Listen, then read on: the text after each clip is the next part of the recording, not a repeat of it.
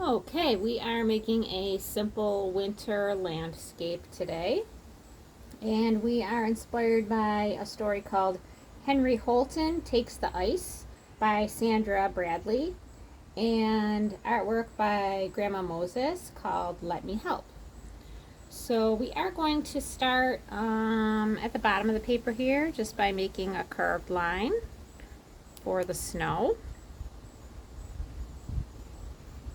And so we're going to start kind of close to the bottom of the paper, maybe about 4 fingers up from the bottom, and just sort of curve and then down and curve back up and going down towards the bottom of the paper, towards the bottom right corner. So this was a cute story about individuality and being accepted.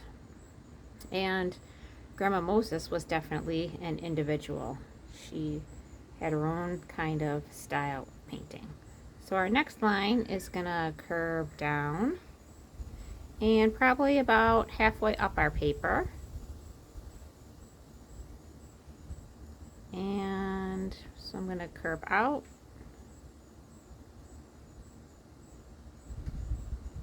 and down.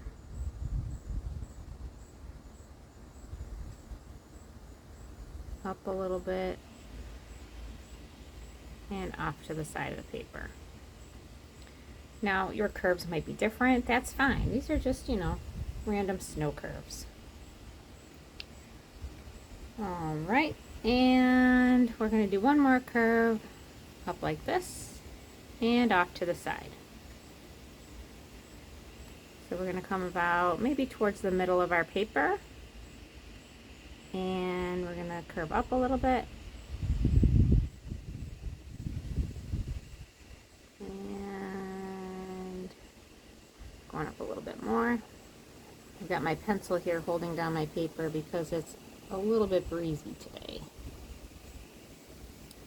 Okay, so I've got one more little curve there. And then up in the sky, we've got our moon, and that's a circle. It doesn't need to be a perfect circle.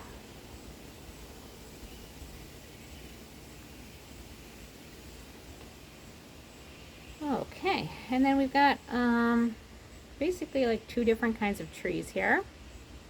And we're doing their silhouette, so we don't have to worry about the details of the trees. And so we'll start with this one over here. So we've got a straight line for the tree trunk.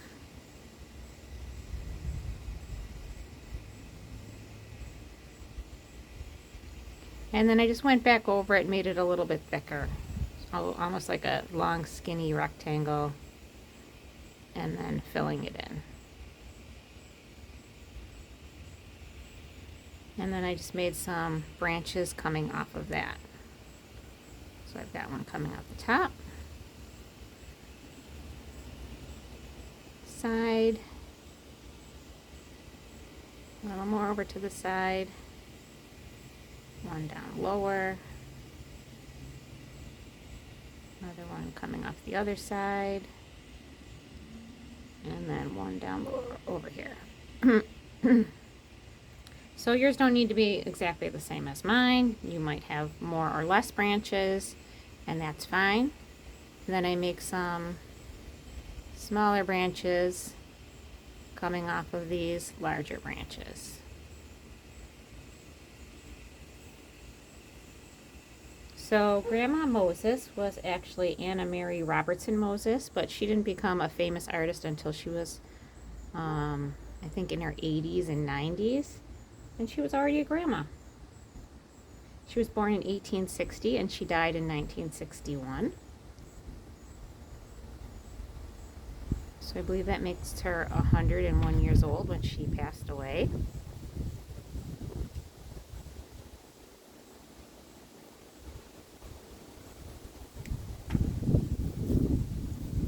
And her winter winter landscapes often had people in them and activities that would be going on the farm where she grew up.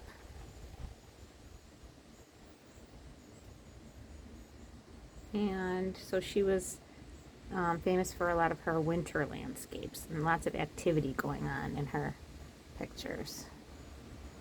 So that made me think of that story, Henry Holton Takes the Ice, because of all the beautiful winter landscapes in that artwork and that story. Okay, so I'm doing another tree over here. Same kind of plan. I'm doing the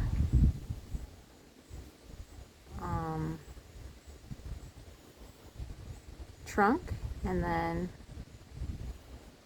some smaller branches and then little branches coming off of those. So you might like your trees with more or less little ones. It's up to you.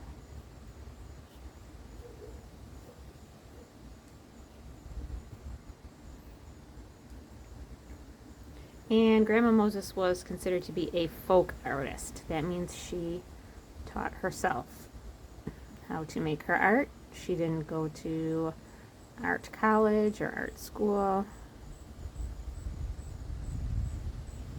Okay, so then I'm working on this evergreen tree here. And so I've got a nice solid trunk. And then this time I'm just going to make lines slanting out on each side. So sometimes people make them like longer towards the bottom, the diagonals, or you can just keep them all about the same. And again, more or less, depending on how you like them to look. Okay, then I did another one here, sort of in the center of this bottom slope.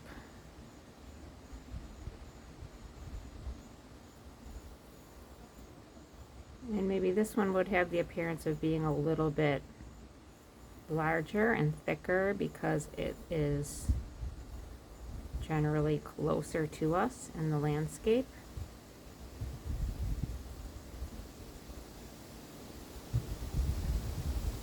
So there's my trunk and then my branches.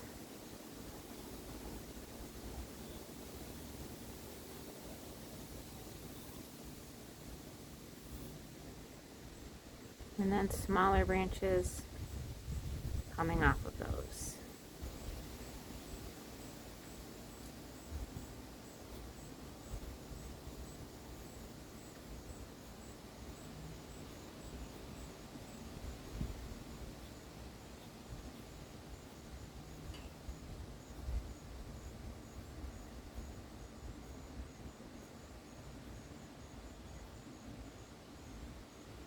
So usually landscapes have a foreground, middle ground, and a background. So I would say probably right now this would be our foreground, maybe around here could be our middle ground, and then way up in the sky would be our background. Okay, then we're going to do another evergreen tree along here.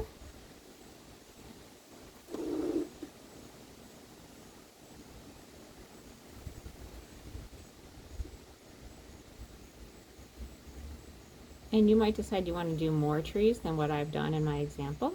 That would be fine.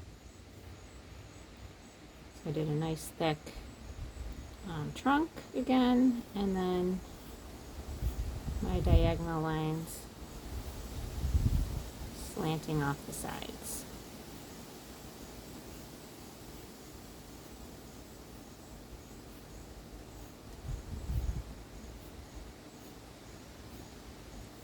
Okay, and then I've got one more tree over here to the side.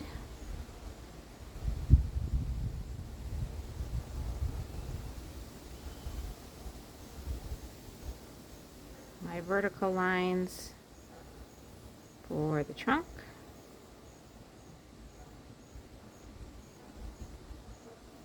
And then my diagonal lines for the branches.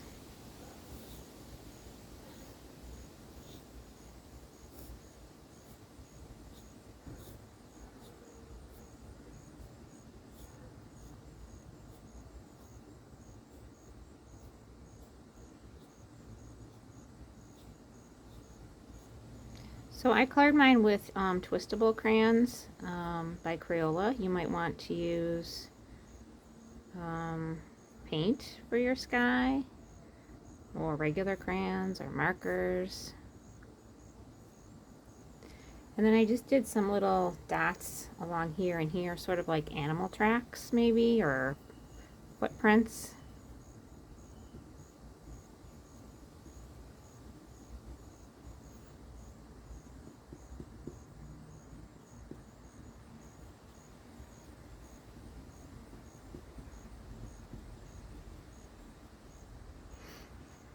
Okay, and then when I colored, I thought you might want to see the twistables. They look like this. You just roll them out just a little bit to get the color. You don't want to roll them all the way out because then they could break. And I usually press pretty hard when I use these.